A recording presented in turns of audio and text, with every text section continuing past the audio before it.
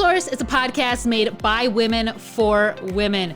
We are talking to a wide variety of experts, from a sex therapist to the CDC, to bring you the stories that you're only going to hear here on Soul Source. Our goal is to entertain and educate, because it's more clear than ever just how much we as women are doing, as parents, spouses, as employees, just as everything. Now, don't miss out on being in the know. Subscribe to Soul Source wherever you listen to podcasts and leave us a review. That part is really important. That way we can continue to bring you the content you love each and every week. So buckle up, Soul Source Society, because we're about to get started. I was researching having permanent makeup done for myself, and I just was like, I have to do this for a living. This is calling me. It really felt like it was calling me, and that's how I got into it. Hello, I am your host, Raquel Lamel, and we have a lot of guests on this show. But today's guests really are some incredible women, and I am really, truly honored that they are taking the time to talk with us today. And also, I'm so very excited to share their stories with you. This is going to be a very insightful and in some ways maybe even a life-changing episode for listeners out there. Now, there's two guests. So my first guest is Jill Ullmer. She's the founder of an organization that got started in Green Bay, Wisconsin, called Hope and Olive, Inc. This company has grown now in several states and only continues to grow throughout the United States. What Hope and Olive does is provides permanent makeup for women. Now, I say this and it's easy to go, that's petty or that's vain, but what if I told you that the women who are receiving these permanent makeup procedures are domestic abuse victims who've had face-altering injuries, or women suffering from mental disorders, cancer survivors, and even women who have other medical conditions, such as my other guest, Jodi Meyer. Now, Jodi has been featured on the nationally syndicated show The Doctors, talking about a condition she suffers from called essential tremors. These tremors impact every part of her life, from holding her children to helping her daughter do her makeup for her cheer competitions to even something as simple as pouring a glass of milk.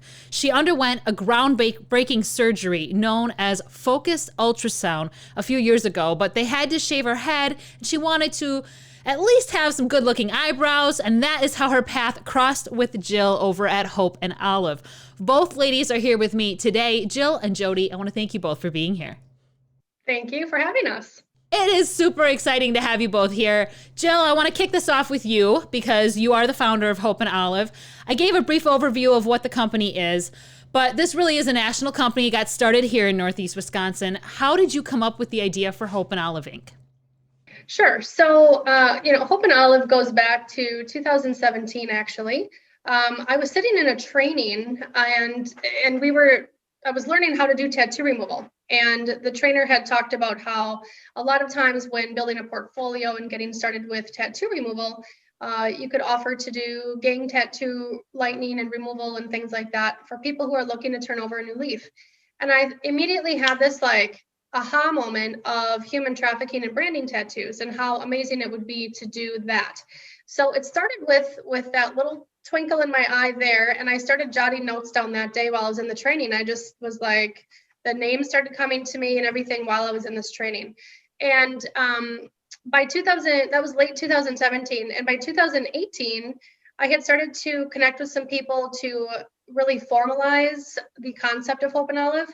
And in 2019, we ended up going for our 501c3 status. We were approved 11 months later. It was quite a process. And then that takes us to 2020, which is when we launched to the public, February 3rd of 2020. And along the way from that, initial thought of human trafficking, branding tattoos and lightening those, we just kept going and I realized through my own career as a permanent makeup artist, how impactful permanent makeup is on people who have medical conditions. And we agreed fairly quickly, the board that had developed back in 2018, that we needed to open this up, and Hope and Olive really needed to be more all-encompassing. And so we decided to expand it and make sure that we weren't just focused on one area, because we just want to help as many women as we can. So Hope and Olive, your name is Jill. So how does Hope and Olive, where does that come from? Sure. Good question. So Hope and Olive is just a very meaningful name, and it stems from the fact that when people have been through things, and Jodi's a great example of this as well, but when people have been through different situations, they have hope for a new beginning, hope for a fresh start. And that's what it represents there. And then when we want to help people, we extend that olive branch. So that's where Hope and Olive came from. Makes sense. A few more questions for you, Jill, but Jodi, I did not forget about you. I will be asking you a couple questions here. But you have a personal tie, right, Jill, to the work that you do. Tell me a little bit about that. I mean, what does it mean for you to be doing this, but also the reason why? Because you have actually used your services, I guess, is the way to say that. True. Not on myself, but yes, I have permanent makeup services. So I actually have a mental health disorder called trichotillomania.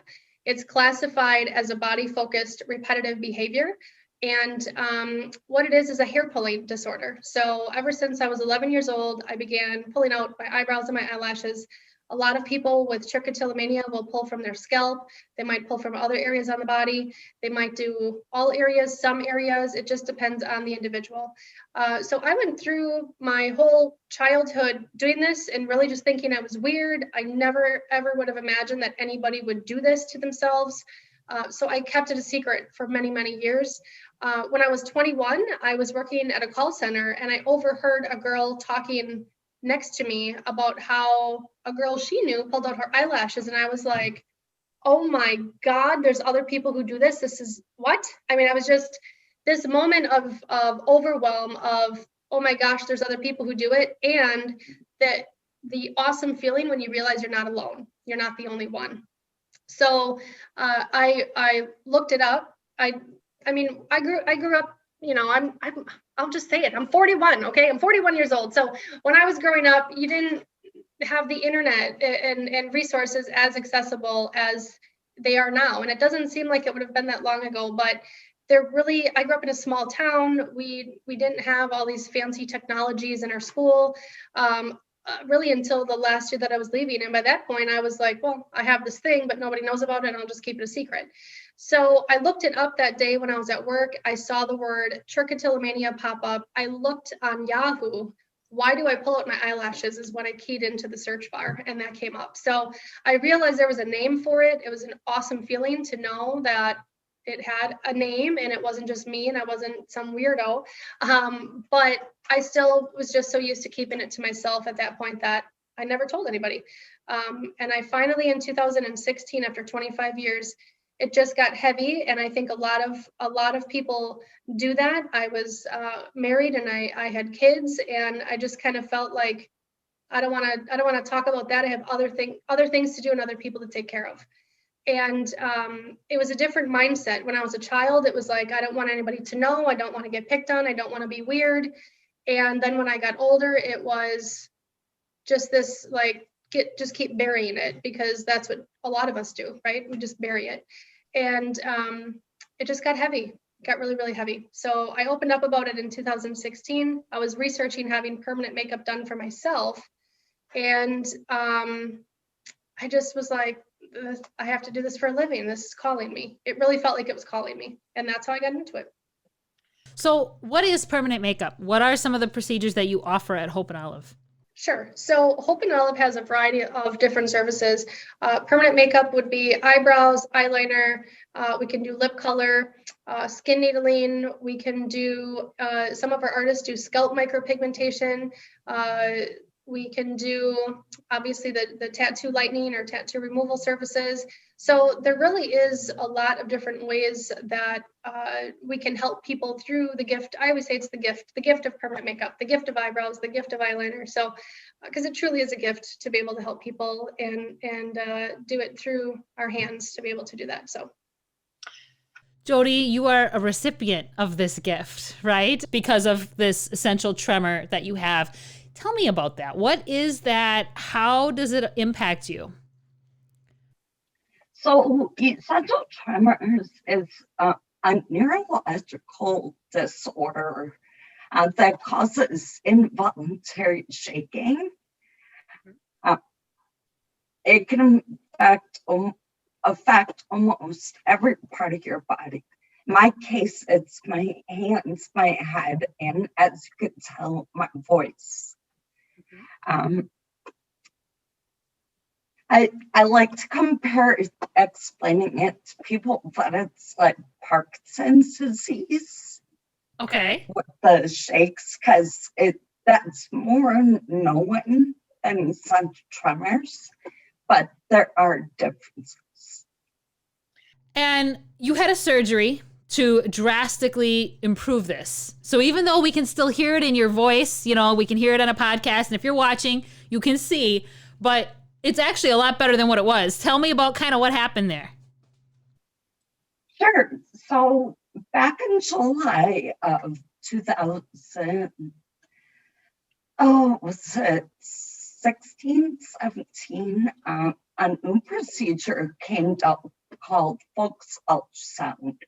Folks ultrasound is a MRI guided machine where ultrasound waves pass safely through your skull and attack the targeted nerves, tissues that bounce back forth. Currently, the FDA only has approved one side. So this hand's cured. This hand still shakes. Okay. So I'm hoping for the other side to get approved shortly. Well, hopefully you're right-handed, right? Yes. So that's good. That helps. So I mentioned that you had your eyebrows done. What was the reason why you wanted to do that with Hope and Olive going into the surgery? With the procedure, like I said, you have ultrasound waves. So it's basically burning those cells. So I had to shave all my hair off. And I've always had long hair. Mm-hmm. Well, I wanted to focus, obviously, on my face. If I shave all my hair off, that I could look good. Right, yeah. And feel confident as a woman, That confidence is such an important piece, isn't it? Yes. Especially going through such a scary, unknown process.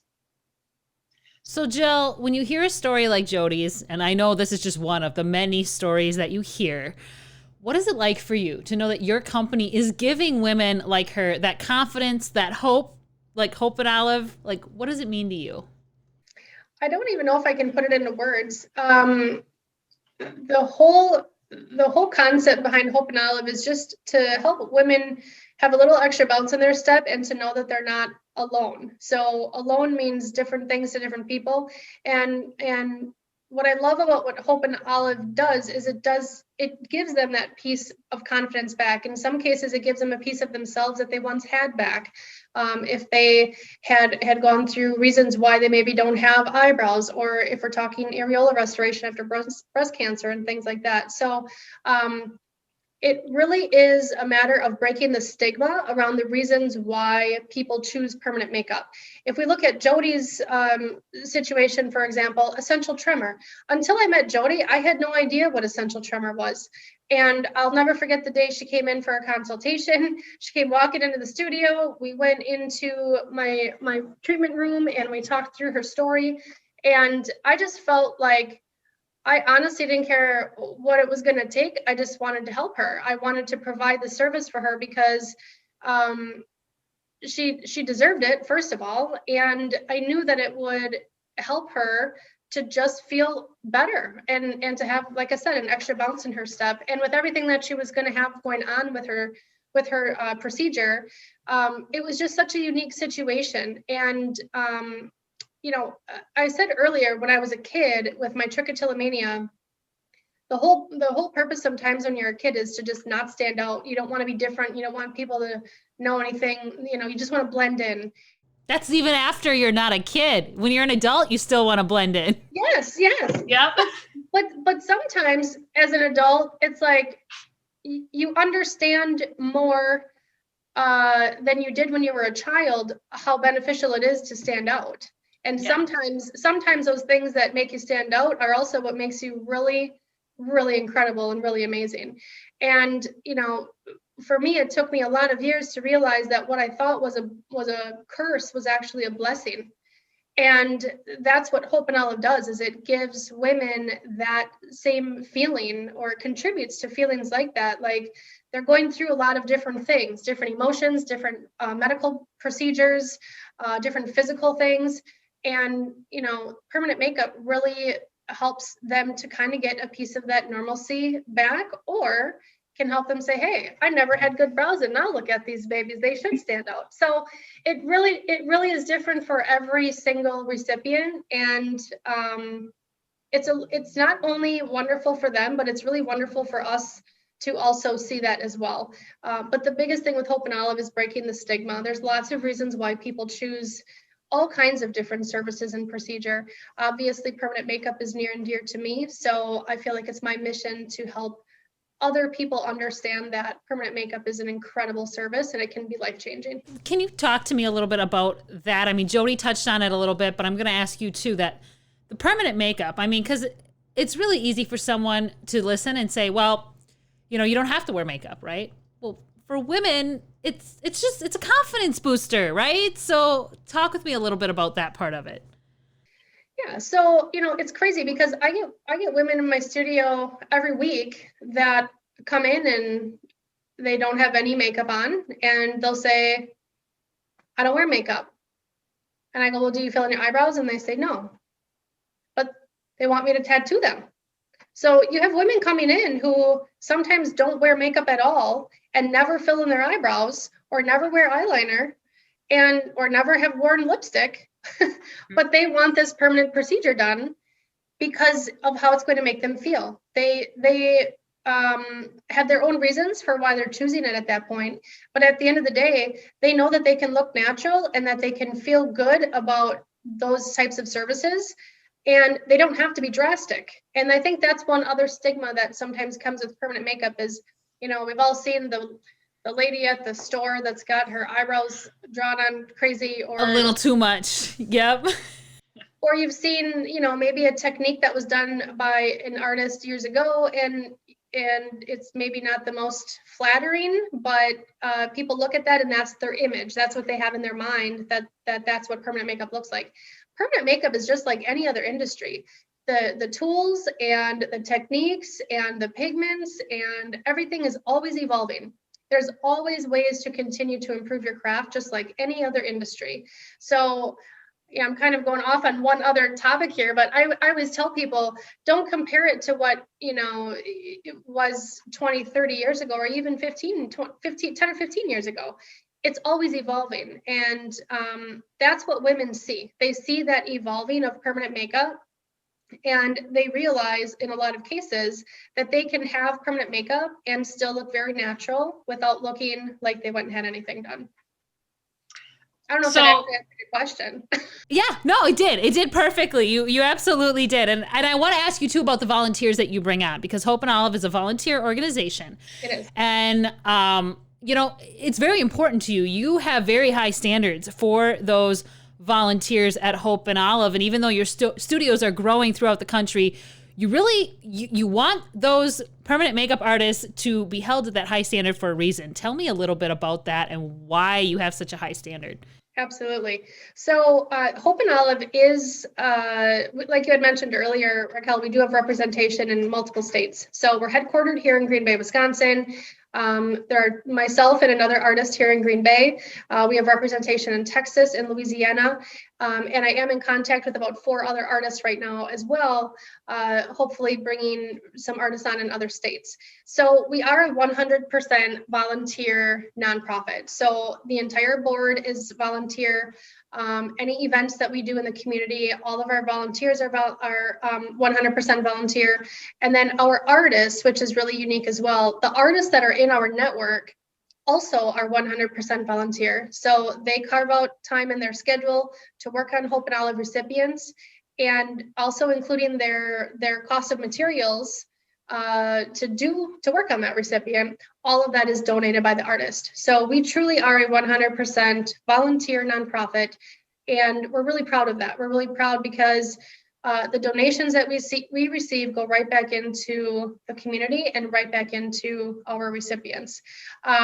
So our standards for our artists are really high because we want well-rounded permanent makeup artists who are looking at Hope and Olive and who are looking at their career really as a career, not a class. You know, permanent makeup is not something that you take a class on and then all of a sudden you're good to go and you can go tattoo people's faces. And anybody that is involved in permanent makeup or has taken any kind of trainings and education for it will tell you, you know, a lot of times we're taking classes in the same topic multiple times with different trainers and making sure that we're always finding different ways that we can improve our work. So we do hold our artists to high standards. There's an application process that they have to fill out. We have a committee that reviews them. We review their work. We go through their social media and website pages with a fine-tooth comb. We look at their reviews. How does the community see them? So it's not just about the artists themselves and the standards, but also the work that they're putting out there, and also very importantly, how do they interact with their clients? How do they interact with the recipients that you know we're providing to them to work on? And we want it to feel like a partnership and a friendship, and that's really what we strive to do. So we really do hold our artists, our board members, and anybody else that wants to be involved with Hope and Olive to a high standard. We really want to maintain that for our recipients. Well, and not to mention that the recipients of the services that you get, I mean, they're going through a lot, right? And Jodi, you know, for you to know that that's the kind of level that they're holding the people who are actually doing the permanent makeup to, how does that make you feel? Absolutely. I just remember the time when I was going through flying to Florida, getting the procedures done, having to fly to California to go on to the doctors to spread awareness for essential tremors. I didn't know more the money, you know, the cost add up. And I went into Jill and Hope and Olive, and she said she told me that the foundation nonprofit organization was going to cover costs, and I pretty much broke down in tears. It was such a blessing. It's got to be huge to know that you know it's life changing, and to know that you don't have another bill that you have to take care of. Especially when you're under so much stress and you don't know which way life's going at that time. Hope and Olive was there, held out their hands to me and helped me.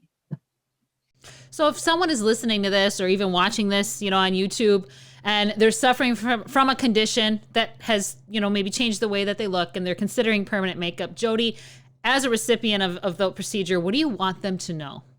I just want them to know that you are a person, you have your own identity, you need to embrace it, persevere, and always, always know that you're not alone. The theme of not being alone. Jill, you said it earlier. Jodi just said it. It's a big one, and it's important. Jill, walk me through what it's like. Someone wants to do this. What happens? They get to your office. Do they have to have a consultation? Can they just book an appointment? What do they have to do? Sure. So when Jodi had services done with us, we were in our infancy, and we've since then really set up a lot more structured policies and procedures to make sure that we're accommodating as many people as we can and operating in a streamlined fashion. So with that said, there is a lot of information on our website. It's www.hopeandolive.org, but there's an application on there. So the application is called the recipient application. So if someone's interested in receiving services from us, they go onto the website, fill out the application. It automatically is sent to our recipient, our director of our recipients. She's like the coordinator of all the recipients and the applications that come in. And she has a committee. And we review those every single month. And there's a set standard, a rubric of how we go about approving, or I like to say postponing rather than denying, because at the end of the day, we would work on every single person if we could. And as we continue to grow our network artists, our network of artists, I can't even talk right now, then we will, we'll be able to continue to serve more people. But the application is reviewed and then it goes to the board for approval. Once that piece happens, and there's constant communication with the recipient along the way, they are then matched with a network artist in their area through Hope and Olive. So these artists are approved artists of ours, and they have documentation and things like that that they have to provide as part of that. And that artist will contact the recipient and schedule a consultation. And that is a step that will not be missed, because sometimes we receive an application and we do ask for images if possible as well of the area that the recipient wants to have worked on. And sometimes they might meet with the artist and the artist might see something with their skin, or, maybe there is some other reason why there might be a contraindication to doing the permanent makeup. So we just really want to make sure that before we do anything, that the artist and that recipient have had the chance to meet and to go over what expectations are, and really make sure that it is safe, especially if they are undergoing any kind of medical treatment, for them to proceed with permanent makeup. Once that is established and that meeting takes place, then if they're good to go, which so far everybody has been, so knock on wood, we haven't had to turn anybody away from that consultation, then they would schedule an actual appointment to go ahead and have the service done. So the service itself includes this initial appointment, and then there's always a touch-up that's included in that as well. So again, these artists are donating their time and talent and supplies to that recipient 2 times, because we want to make sure that they have a good end result with the service. So it is a very structured process. It's not daunting, and the application is not like, give us your financial records of the last 2 years. It's nothing like that. So we really just want to get a chance to know the recipients and really learn about them, learn what their story is, just like Jodi has shared. We really want to help people through their story and not just hear it. We look at, Hope and Olive truly looks at the services that we're providing as moving them into that next season of life, whether that is, treatments are done, or, they have more treatments of something. In Jodi's case, hopefully she'll have that other side that she can get done and approved soon. So that to us is the next season of life. So we look at it like we're helping them move into that next season, and there's a process that we utilize to do that. That makes complete sense. And you mentioned it's free for the recipient, so Jodi can walk in there, she can get this procedure done. It costs her nothing, but the makeup artist is supplying the tools that they're using, and there's obviously got to be a cost, right? Nothing is free. So if someone is listening and maybe they don't need a procedure done, but they're like, this is really cool, I want to help, what can they do? And that's actually a really good question, because listeners might be going, well, what the heck do you do with the money that you're getting then, these donations, if everybody is volunteer, right? So the funds that we receive actually go towards a retreat. So our first retreat will be in 2022. We're hoping that we can, kind of get through all of this COVID stuff and meet in person. But we would love to have Green Bay, Wisconsin be the home of our retreat. It's a centralized location for people to come from wherever they are, technically around the country. And what we would love to do, or what we plan to do, and will be doing in 2022, is having a certain amount of recipients, depending on how many we serve. Moving forward, it would be kind of in that calendar year. And we're going to bring them to Green Bay, and they're going to take part in a retreat, which we have a name for, but it's not 100%. So I'm not going to say what it is. We're working on planning it right now. And they're going to get just loved on and poured into and pampered for about 2 or 3 days.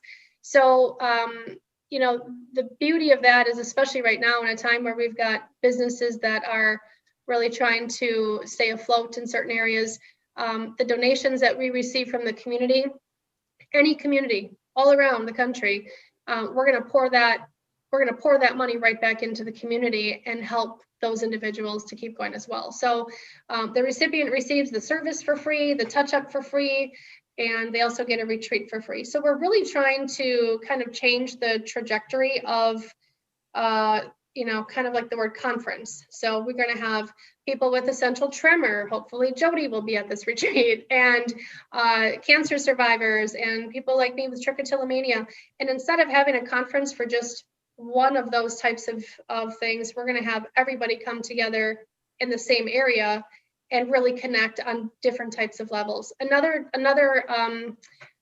example that we didn't touch on is alopecia. Alopecia is very common, and it's an autoimmune disease, and it attacks the hair follicle. So a lot of people are without any body hair, facial hair, scalp hair, anything.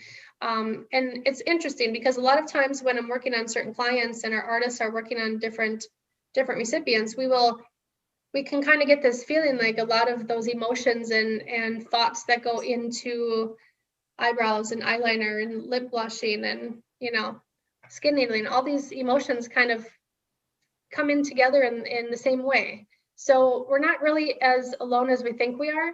A lot of times we just need to find the connection point, and that's what our retreat will be. I was going to say that retreat just sounds like the perfect way to connect and learn that you're not alone, which is what you both touched on. So that is amazing. I can't thank you both for being here enough and sharing this story and what you guys are doing. Hope and Olive is such a unique business. I mean, you don't hear about something like this very often. Yeah. I mean, I like to think it's pretty unique. I don't know of anybody else out there there's other nonprofits out there for permanent makeup, but to go national and international is truly unique. We're really proud of that.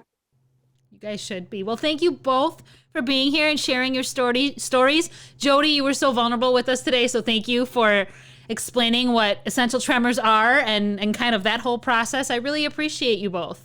Thank you. Appreciate you taking time to have us on here. Thank you.